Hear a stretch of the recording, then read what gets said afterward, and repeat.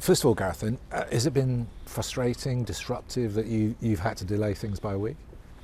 No, it's we were able to make a clear decision in the end yesterday that we've known there were lots of strands of information for a few weeks that we weren't happy with, and we didn't have as much evidence of things as we would like. We knew that we had these European finals coming with 12 players, add another couple of injuries over the weekend to that, and we just felt there were so many complications and so many issues that we weren't totally clear on, that we'll have a clearer picture in the next couple of days and certainly in the next 7 days. So sometimes when you're making decisions, to give yourself time, if you've got time, is an important thing to do. I mean, we're very close to the start of the Euros. Does that concern you that you still don't know who you're going to have to pick from? Well, it's the reality of the season we've been through, in terms of injuries and the number of matches, the load on the players. There's a little bit less preparation time than for previous tournaments, and we are in a unique situation to have 12 of the 33 we've named in European finals. No other country's got that situation, so on the one hand that's brilliant for the experience of our players to play in those big matches, but it's very complicated for us. I've talked to some of the other managers in the tournament and they're sort of giggling to themselves at the problem we've got and thinking they're stars, it's not them really. It also means that you've got a few difficult phone calls to make in about a week's time. We have, but whether those were yesterday or in a week's time, I mean they're always difficult. They're no easier. It's not my preference to do it this way. Ahead of Russia, we had a 23. We had 4 or 5 standby players, and everybody knew their role when they came in. And actually, we were very fortunate. We didn't pick any injuries up right through that period. That was unusual, I have to say. I've been in squads where, when we went to Japan, Sven did the same thing, 23 standby players. One of those standby players flew home, Trevor Sinclair, and flew back and played against Argentina. So in these situations, nobody's ever out of the frame, and we've got to make sure that the mentality of the players is right and that we're thinking about the collective right the way through this summer. On the selection, has COVID made it more difficult, any different for you? Because players have been playing without fans, so you haven't seen them under as much pressure as you would do normally. Just one example of how it has affected football. Yeah, I think everybody's in the same situation with that.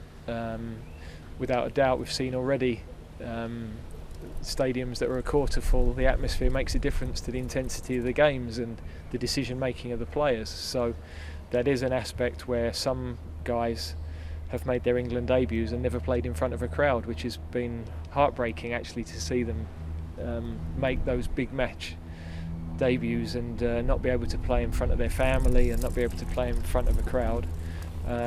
But yes, I think everybody's conscious that some players will react well to that and some might struggle a bit more with it. It'll be interesting to see how that works out. Russia was obviously a great success on reflection. What are you taking 3 years on from that tournament into this one? Anything in particular? I think we've constantly tried to reference that but learn from every experience we've had since. We've been to a Nations League semi-final since then. We've had one qualifying campaign for the Europeans. We're into another World Cup qualifying campaign. We constantly want to keep raising the bar. I mean, we've been sort of ranked 4th in the world for the last 2.5 years. I know we didn't play for 6 months of that, but we've had a consistent level of performance. What we need to do is back up the big wins we've had against the likes of Spain and Belgium, and to win a tournament we're going to have to do that consistently to win those big matches, and that's the next challenge for us. Do you think this squad is in a better place to do that than your Russia squad? Well, it's difficult to compare squads and think back to where that squad was at the time we went into the tournament. We've got a group of players who've probably won more things with their clubs now. We've got some players who've got tremendous international experience. We've also got, I think, 18 players in the squad we named today with less than 10 caps. So, and a lot of those are hugely exciting players that everybody's enjoying watching at the moment. So I don't think this team is at its peak, but some of our players are pretty much at their peak, and they know for them the opportunities to win are disappearing, so they'll want to make every second count. Effectively, this is going to be a home Euros if everything goes to plan. Is that more exciting or more intimidating, do you think? Oh, it's exciting. As a sportsman or sportswoman, you don't get the opportunity to perform very often at international level in major tournaments in your own country. We all remember 2012, we remember Euro 96, and they were special things to be involved with. So a shame we won't have full houses at the start, but we will have some fans back, and logistically for us to be playing at Wembley rather than having to fly around Europe is something that is helpful, so we've got to make the most of that advantage. By the same token, there will understandably be a load of anticipation. You can imagine that, and you're going to have to manage that within your players. Definitely. Will you try and protect them, or how will you go about that? Yeah, I think my job is to absorb the criticism, absorb the expectation, and allow the players the opportunity to play. For them, it's just an opportunity. That's what it is. We've never got to the final of a European Championship before. They can be the first, so they don't need to worry about what's happened in the past, what the feeling about what might happen now. Our first thing is, get this squad selected, get the first week good positive preparation. Then how do we get out of the group, and then we go from there. And we've always got to chunk those aims and ambitions into bite-sized lumps, if you like. That we're not thinking about the final now. It's a million miles away. Of course, it's an aim for us, but we've got a lot of difficult games to get there. You say that it's never been done getting to the final of the Euros before, so there's a great opportunity. There's also a great opportunity to lift a nation's spirits after the dreadful 18 months that everyone's had.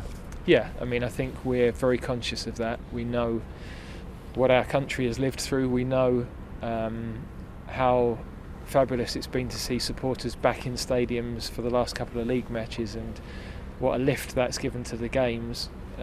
It's another sign that we're heading back on a good path. I think as a nation, our vaccination programme is in a really good place. Everybody's suffered, haven't they? That is an opportunity. It's not a competitive advantage for us because the rest of the world have also suffered, so we're mindful of that, but we want to help our country, people, put a smile on people's faces, and that's part of the joy of watching the national team.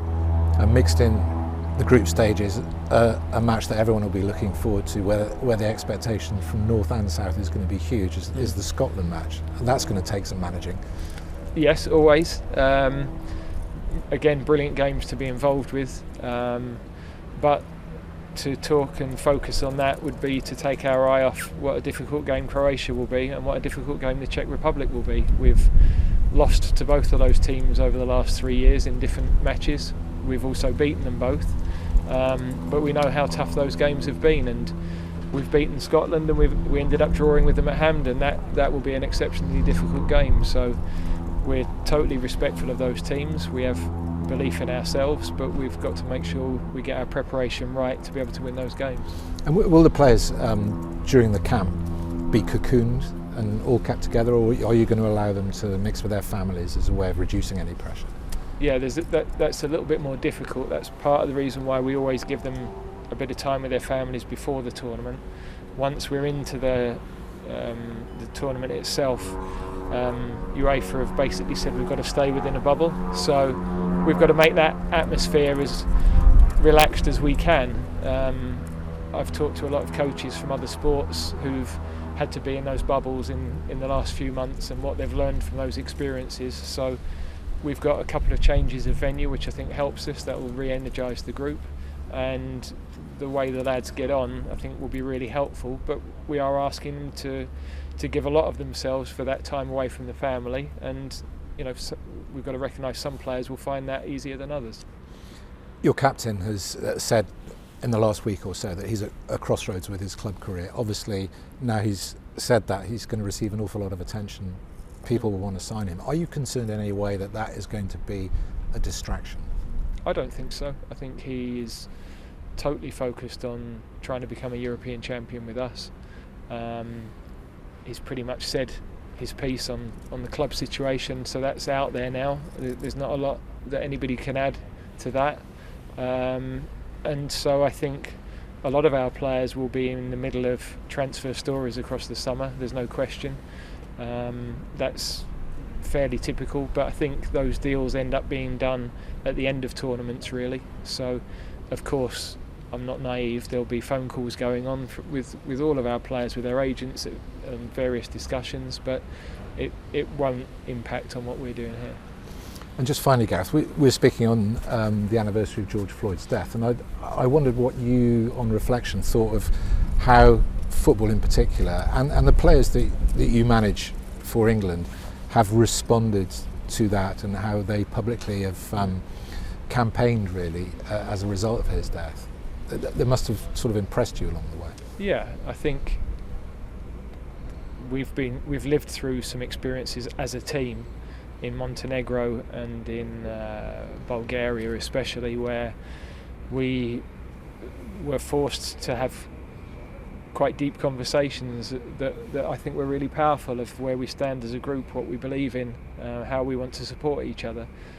And following those incidents last year, I think anybody with any sort of emotional intelligence has learned a lot. You know, I've learned a lot, of been educated in a lot of things like unconscious bias that sits in our society. I think our players have spoken brilliantly and been at the forefront of lots of the initiatives that have run. You know, the combined voice of the players, the social media blackout that they took collectively, the taking of the knee before the games, where all, you know, Jordan Henderson was, you know, one of the players involved in bringing all those players together. Likes of Raheem, Tyrone, Marcus, you know, they've all of our players speak brilliantly about this area. We've got to continue beating the drum. We've got to continue trying to make a difference, forcing racism out of society. And I think our players recognise the part they can play in that.